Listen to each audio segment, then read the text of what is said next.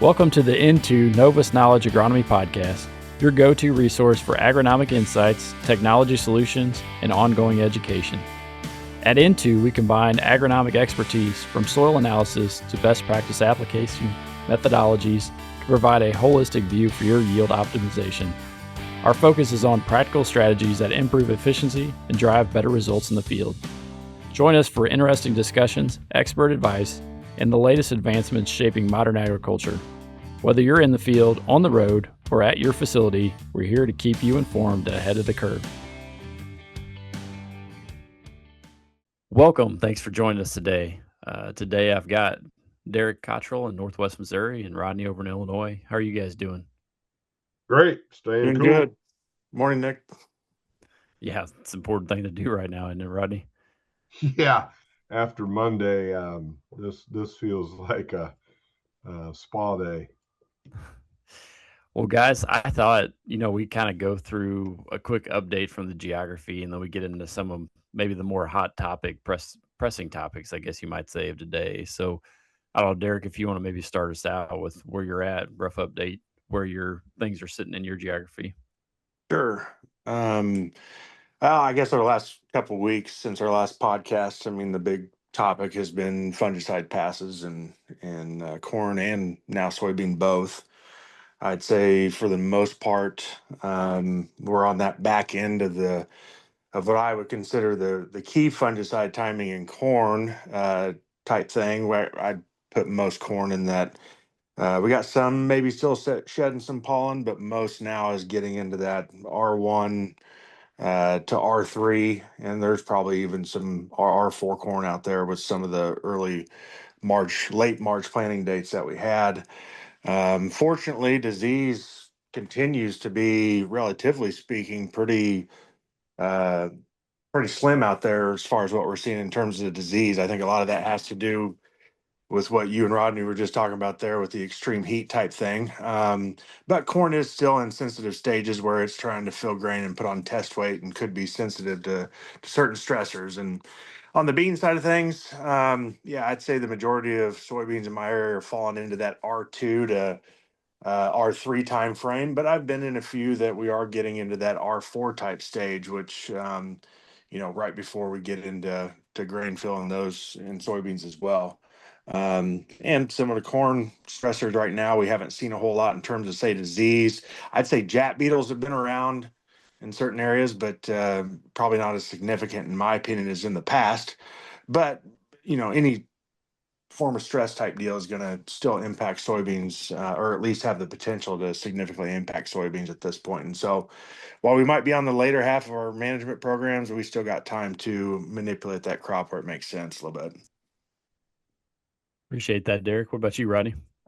Yeah, real similar to what Derek just said, but corn is, our corn was planted in a pretty even window, so fungicide has pretty much been on the first pass. If guys are in a 2-pass program, corn is in that R1 to R3 stage, as Derek said.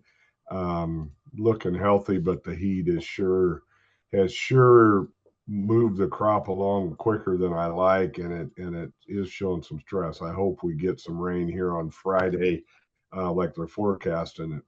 I can't believe I'm saying that after I couldn't shut it off earlier, and now I'm wishing I had some.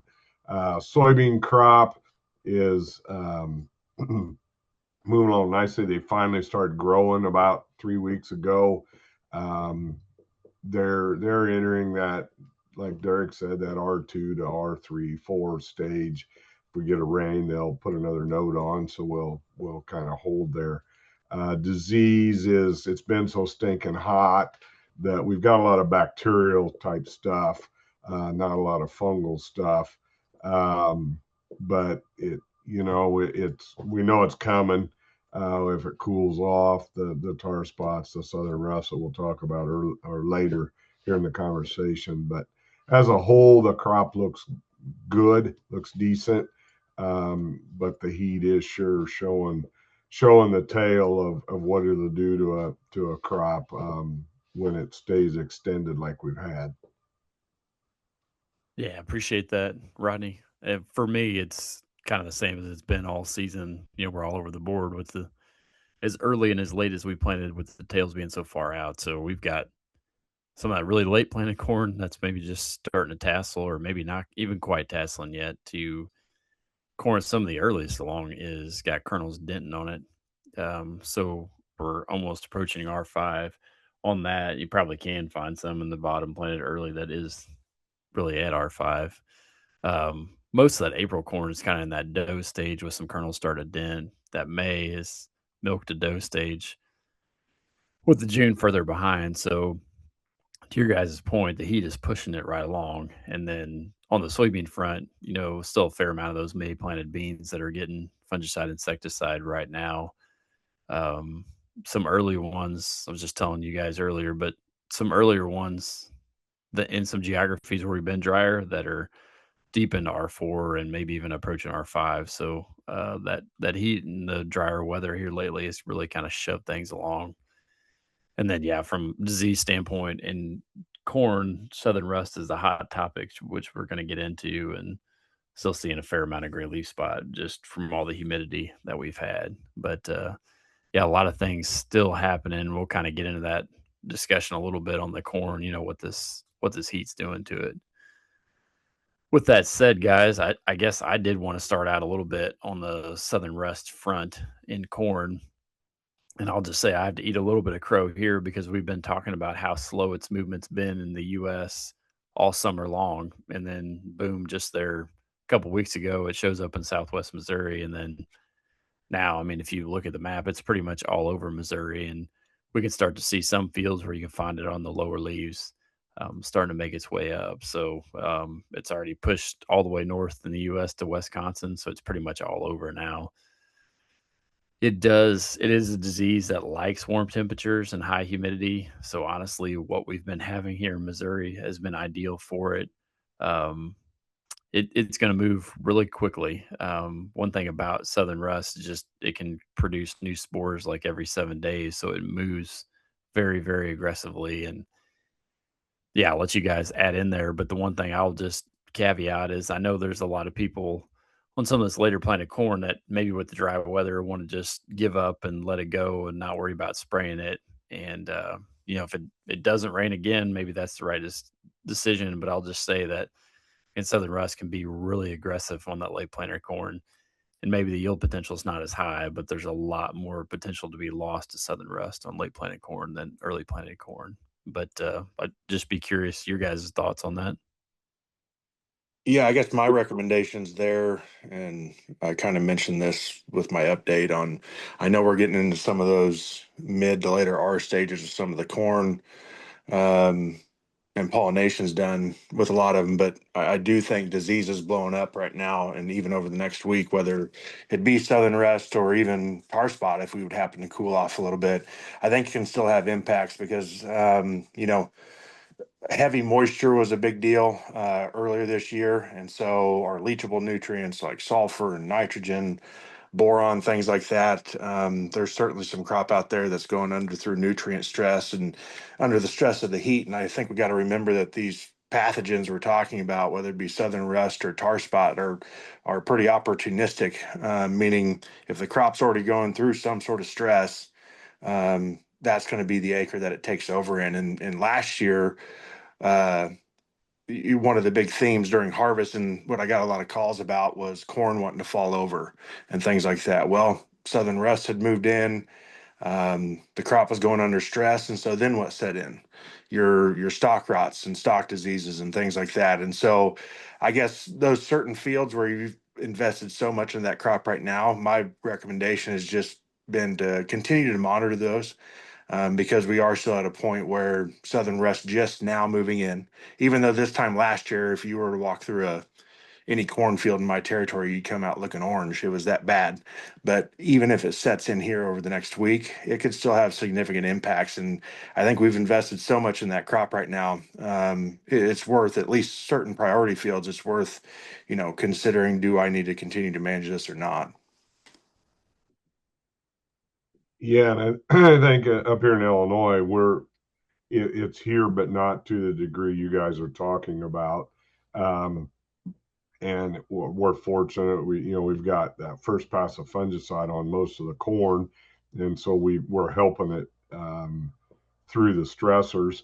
We're also getting a lot of good mineralization going on because of the heat pattern. If there's a positive to this heat, it's the mineralization. So we're helping through some of the stress that Derek was talking about. We just need to be cognizant. Like Derek said, a year ago, we would have been looking like a golden boy when we walked out of the field because of the rust. We're not anywhere as close to that this year, but we need to be vigilant and just keep our eye on it. Um, uh, it'll cut. Now we're getting southerly winds, and the hurricane season's really starting to crank up. So we're getting southerly winds to keep blowing this stuff up here.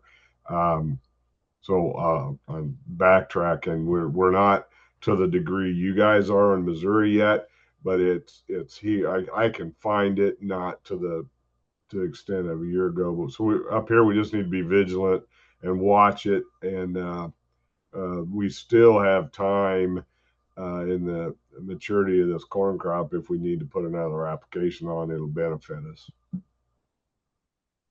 Yeah, good points, guys. And I'll just say too, just add that I've not really seen much of it yet at all and stuff that's been treated with fungicide already. But yeah, starting to show up in the untreated. With on the same topic with Southern Rust, just jumping onto the disease train there with tar spot. Derek alluded to it, but it's also pretty much all over Missouri. It's just not at a high level in at least in the dryland fields. So it's really just waiting on ideal conditions to proliferate again. It's going to like cooler temperatures than what we're having right now, more in the 70s, that high humidity, that prolonged leaf wetness. So we've kind of lacked the ideal temperatures so far to really see it. But when they return, that thing can really take off quickly. And there's been in our geography on some of this irrigated corn on some susceptible varieties. We've been seeing some of it there, but just not on those dry land acres. And so, yeah, just keep in mind that that threat's lurking, especially for this later planted corn. Some of the earlier stuff is starting to really push along, especially the stuff that's been treated. But yeah, just something to keep your eye out and remember. Yeah, you could get a double whammy with the southern rust and the tar spot potentially on some of this late planted corn, which kind of. Well, Oh, go ahead, also, Rodney. Nick, I'll say gray leaf spot is prevalent because it loves this heat and humidity. And so tar spot loves misery loves company. And so I've noticed anytime we've got pretty good gray leaf spot, that's usually where tar spot's first.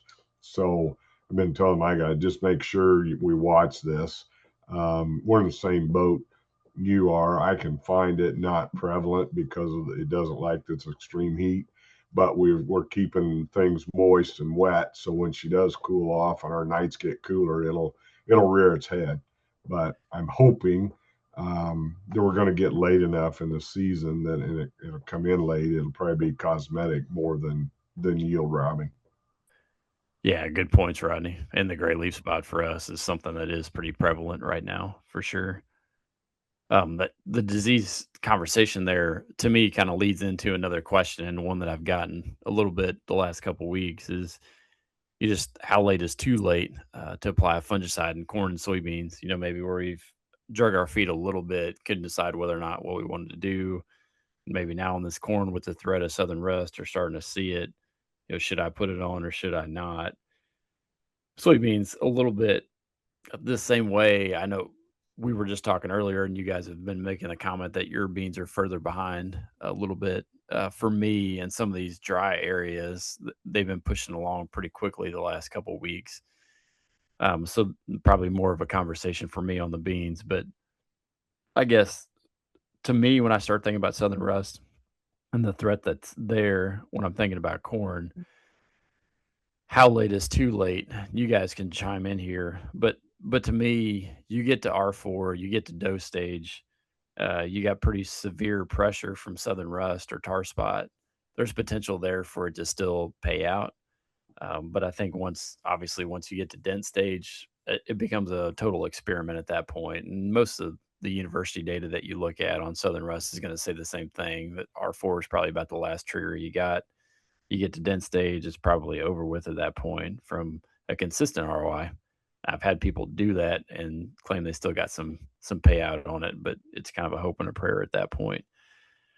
Soybeans, to me, I think you can still get a return as far out as R5, and that's just some of my own data looking at the insecticide application at R5. Just stink bug populations blowing up and still pretty high that late in the season, and being able to blow those back and push those populations back, I think still potentially pays for that application.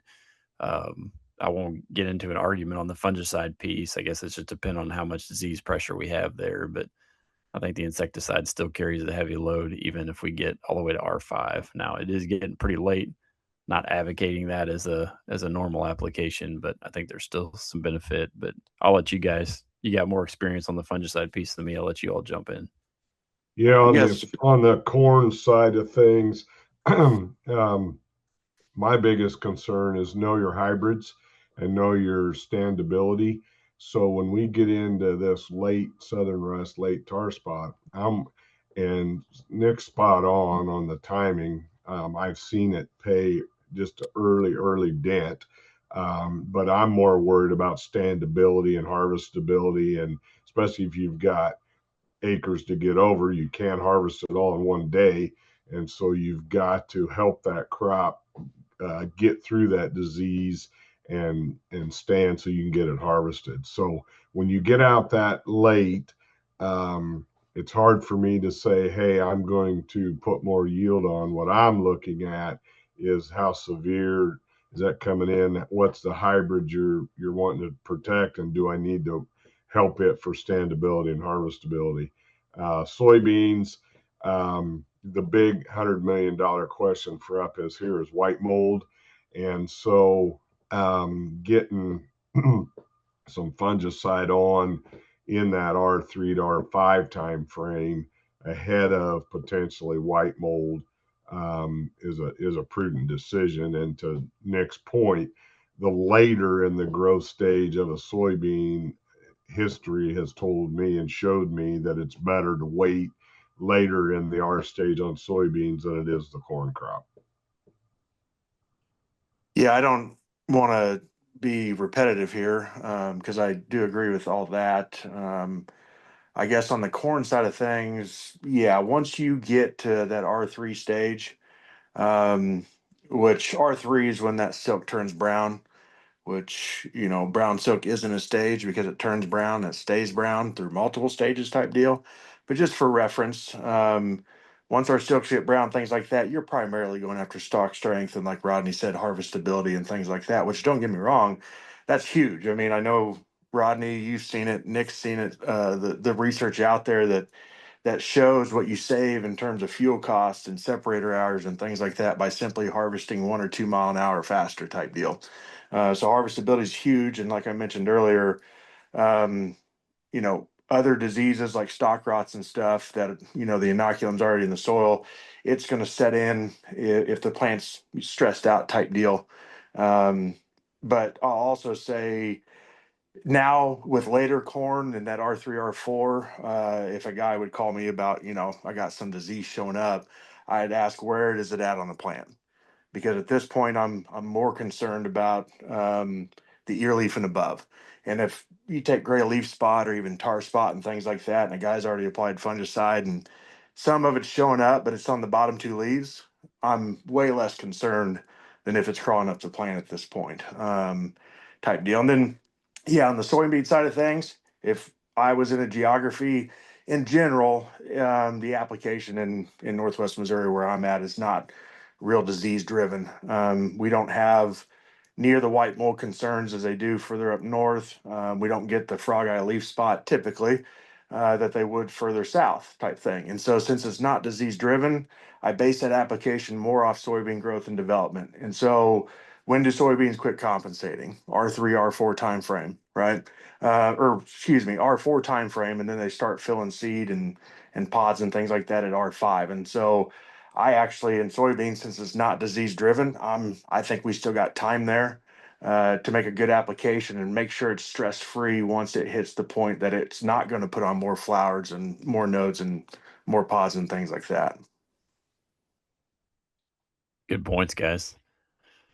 I think with that said, I guess the last topic I wanted to get into quickly here at the end was just, I don't know if you guys have noticed in your geographies or if you've had it, but for me, there's a fair amount of tip back or nose back in corn, and that the heat and the dry weather are causing some of that.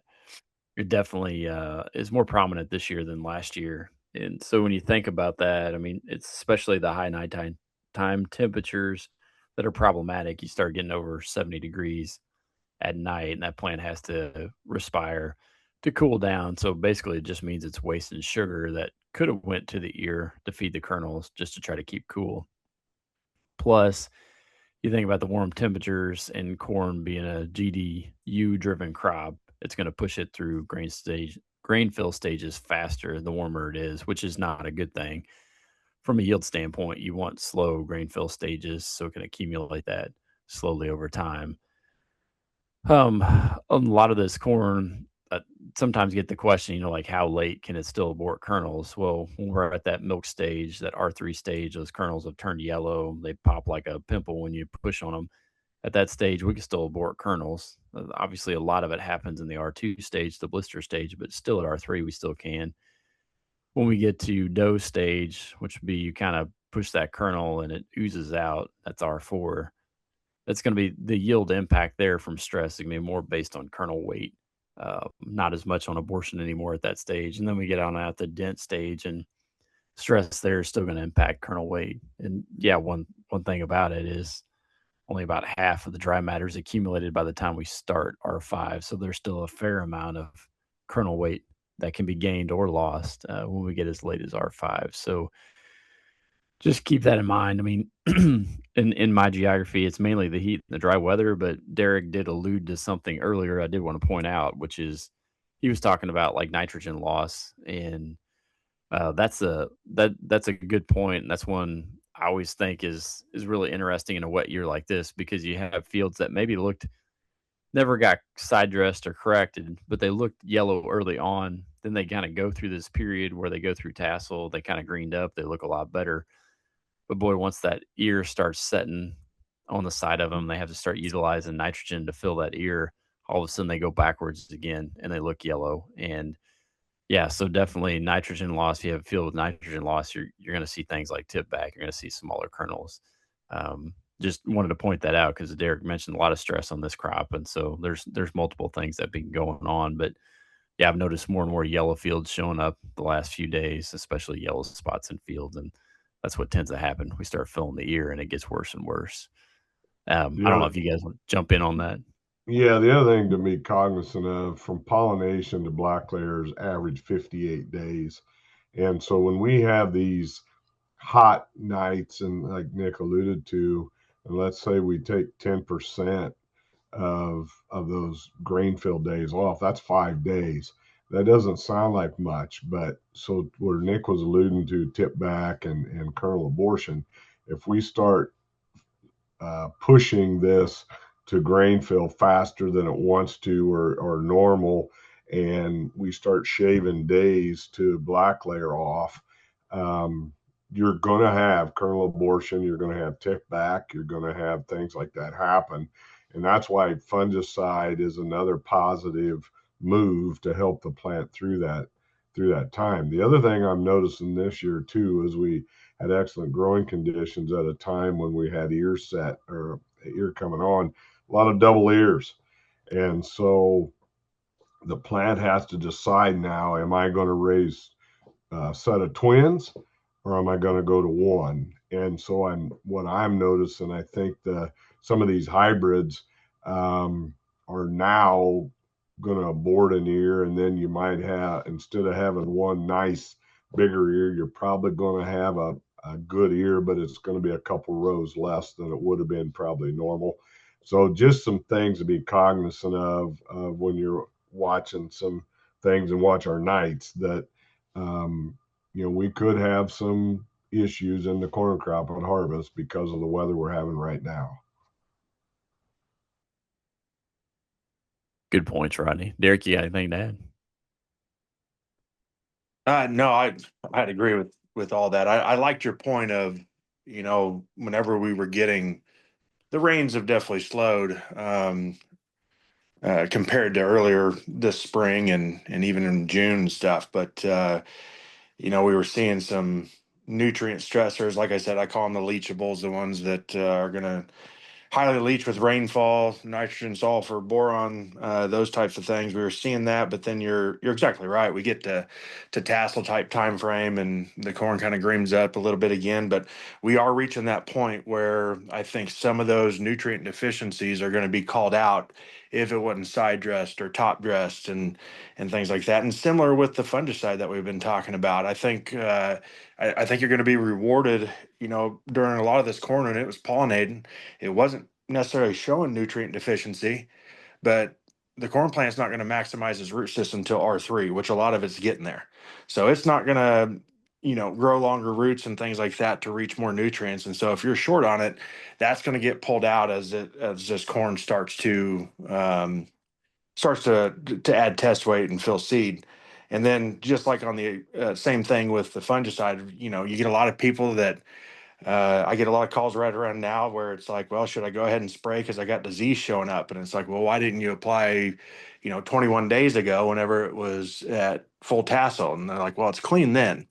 And, it doesn't necessarily help us out this year if you're in that situation. But I think it goes to show that you got to be proactive, not only with your nutrients and not only with your fungicide. And honestly, when the crop looks good is when I want you to be applying that stuff because it will show up later type deal. Good points, Derek. Yeah, to me, this seems like it's setting up to be one of those years where good management will be rewarded, but we'll see how it plays out in the end. Just enough stress to kind of separate that. With that said, guys, I think we've probably covered enough miles, enough topics for one time, but appreciate everyone joining us today. Appreciate the input, Derek, Rodney. We'll look forward to seeing you guys next time. Thank you for joining us. This podcast is brought to you by Into Novus Knowledge. Please reach out to your Into agronomist if we can help in any way. Join us next time for more in-depth agronomic advice.